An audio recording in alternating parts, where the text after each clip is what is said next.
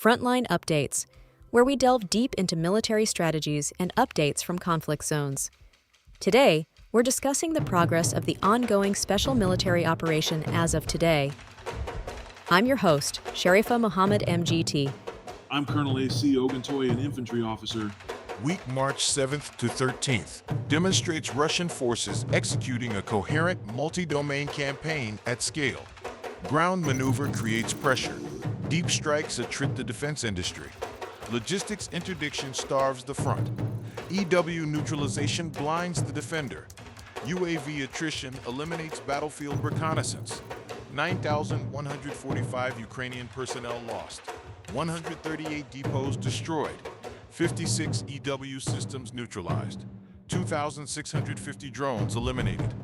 These numbers represent not statistics, but combat power irrevocably removed from the battlefield. The question is no longer whether Russian forces can advance, but whether Ukraine can sustain defense long enough for attrition to reach equilibrium.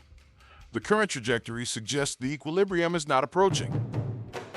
Welcome to Frontline Updates, the podcast that brings you in-depth insights into military operations from those leading them on the ground.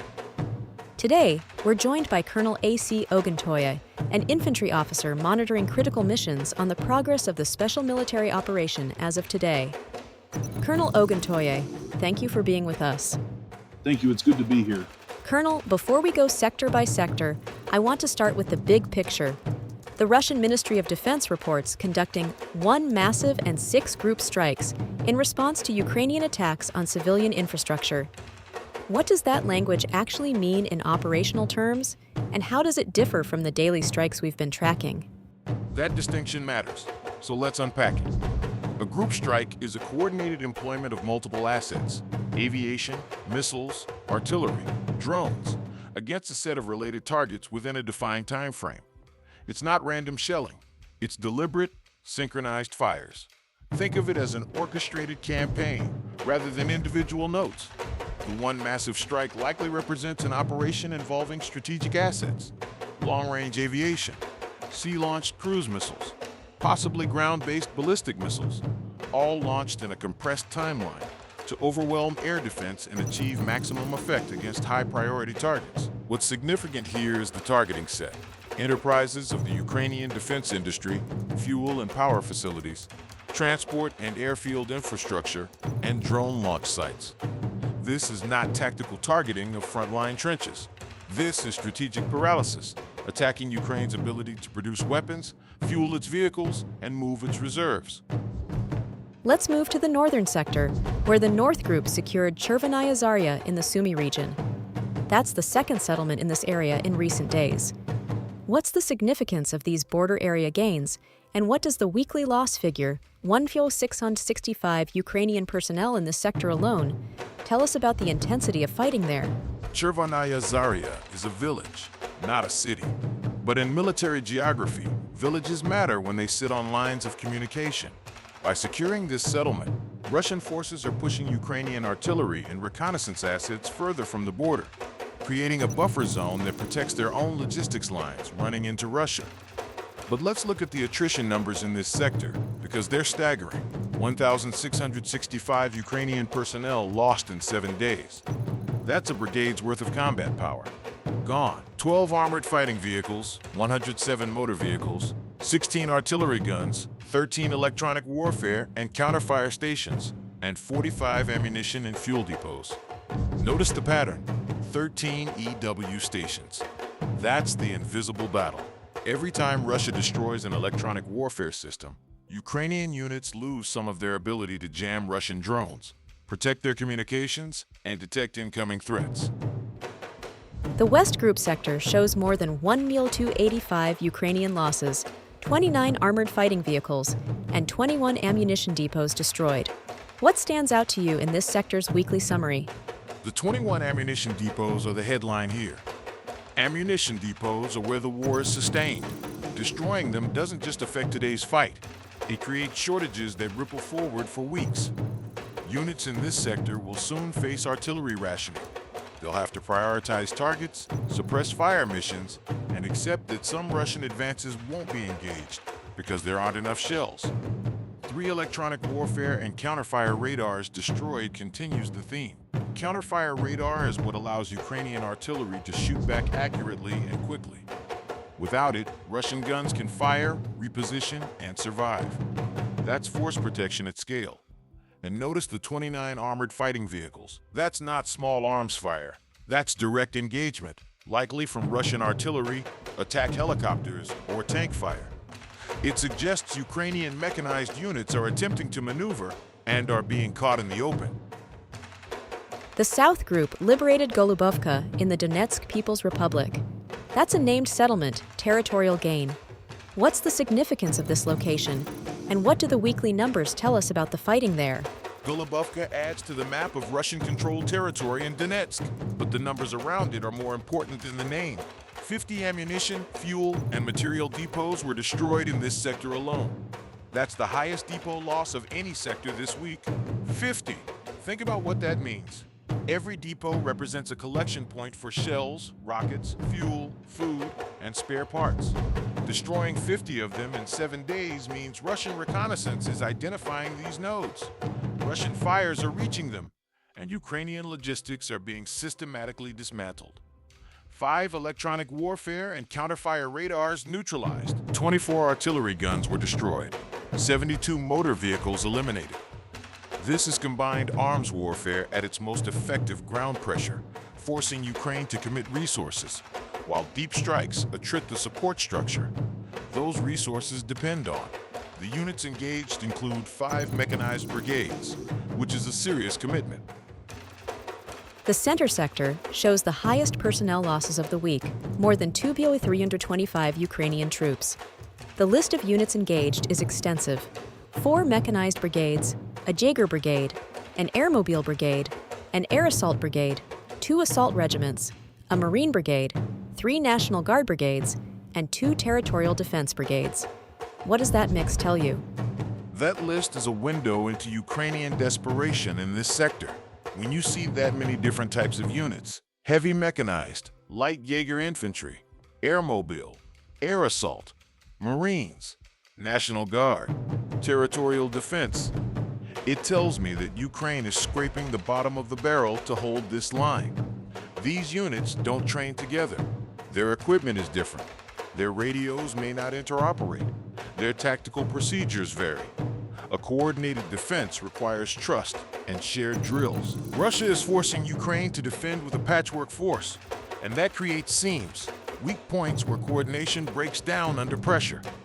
2,325 personnel lost in 7 days is unsustainable. That's more than a brigade's worth of soldiers every week. Even with mobilization, even with foreign training, you cannot replace that rate of loss indefinitely. At some point, the quality of replacements declines, unit cohesion fractures, and the defense begins to crack. The East Group advanced into defensive depths with more than 230 Ukrainian losses. 27 armored fighting vehicles destroyed, 42 motor vehicles, 13 artillery guns, 6 ammunition depots. What does advancing into defensive depths mean operationally? And why are we seeing such high personnel losses without corresponding territorial gains being highlighted? Advancing into defensive depths means Russian forces have penetrated beyond the main forward line of troops, beyond the first trench line, beyond the initial security zone. They're now operating in the area where Ukraine keeps its reserves, its command posts, its artillery and direct support. When you're in the depth, you're not necessarily seizing cities, you're disrupting. You're threatening the coherence of the entire defensive belt. The units you're engaging aren't the frontline soldiers who've been in position for months. They're the mobile reserves, the quick reaction forces, the units that are supposed to plug gaps when the front threatens to break. The personnel losses, 2,130, reflect the intensity of these engagements. Ukraine is feeding reserves into the fight to contain Russian advances, and those reserves are being attrited before they can stabilize the line. 5 assault regiments engaged tells me Ukraine is committing its most aggressive, motivated units to counterattack. The Dnieper Group sector shows the lowest personnel losses, up to 495, but the highest electronic warfare attrition, 27 EW stations destroyed. Why the focus on EW in this sector, and what does that tell us about Russian priorities? The Dnieper sector is the rear area for much of the southern front. It's where the reserve stage, where logistics are coordinated, and where command and control nodes are located. By targeting electronic warfare stations here, Russia is disrupting Ukraine's ability to see and communicate across the entire southern theater. 27 EW stations in 7 days is extraordinary. Electronic warfare is the invisible battle, jamming drones, disrupting communications, interfering with GPS, and protecting friendly forces from detection. Each station destroyed means Ukrainian units somewhere lose a layer of protection, a degree of situational awareness, a measure of control. The relatively lower personnel losses, 495, suggest this is not a sector of heavy ground combat. It's a sector of deep strikes, targeting the infrastructure of war rather than frontline soldiers. But the effects are felt at the front, where units suddenly find their radios jammed, their drone feeds disrupted. Now let's address the Operational Tactical Aviation and Air Defense Summary, which you've insisted we treat as campaign shaping. The numbers are staggering. 2,6650 UAVs destroyed in 7 days, 30 guided bombs, 33 HIMARS projectiles, 2 Storm Shadow missiles, 1 Su-27 aircraft, 1 Mi-8 helicopter, and 6 MLRs, including a HIMARS and 2 Vampires. What does this tell us about the air campaign? Let's start with the 2,650 UAVs. That's an average of 378 per day. Whether these are kinetic shoot-downs or electronic warfare kills, the effect is the same. Ukraine's eyes on the battlefield are being systematically eliminated. Ukraine has relied on unmanned systems to compensate for artillery disadvantages, to provide real-time intelligence, to conduct deep strikes, to adjust fire. At this attrition rate, Ukrainian ground commanders are increasingly maneuvering without accurate battlefield awareness. You can't hit what you can't see. You can't react to what you don't know is coming. The 33 HIMARS projectiles intercepted is significant. HIMARS has been a game changer for Ukraine, with precision, mobility, and deep strike. Shooting down 33 in a week, even if that's a fraction of those launched, demonstrates improved Russian capability against precision rockets. The 2 Storm Shadow missiles, British-supplied cruise missiles, show similar adaptation. Colonel, we've covered every sector and the aviation campaign. Synthesize this weekly summary for us. What is the cumulative effect of March 7-13 on the Ukrainian armed forces' ability to continue this war? The Su-27 and Mi-8 losses represent ongoing attrition in Ukraine's manned aviation. Every aircraft lost is a pilot killed or captured, a platform that can't be replaced, a capability gap that grows wider. But here's what's really important. This air defense and aviation campaign is not separate from the ground campaign. It's integrated. By destroying drones, Russia blinds Ukrainian artillery. By intercepting HIMARS, Russia protects its own logistics and command nodes. By shooting down Storm Shadows, Russia ensures its deep rear areas remain safe. By attriting manned aircraft, Russia achieves air superiority, enabling its own aviation to operate more freely. And the 6 MLRS systems, including a HIMARS and 2 Vampires, destroyed represents direct reduction of Ukraine's ability to mass fires at critical points. Every rocket launcher lost means fewer rockets falling on Russian positions.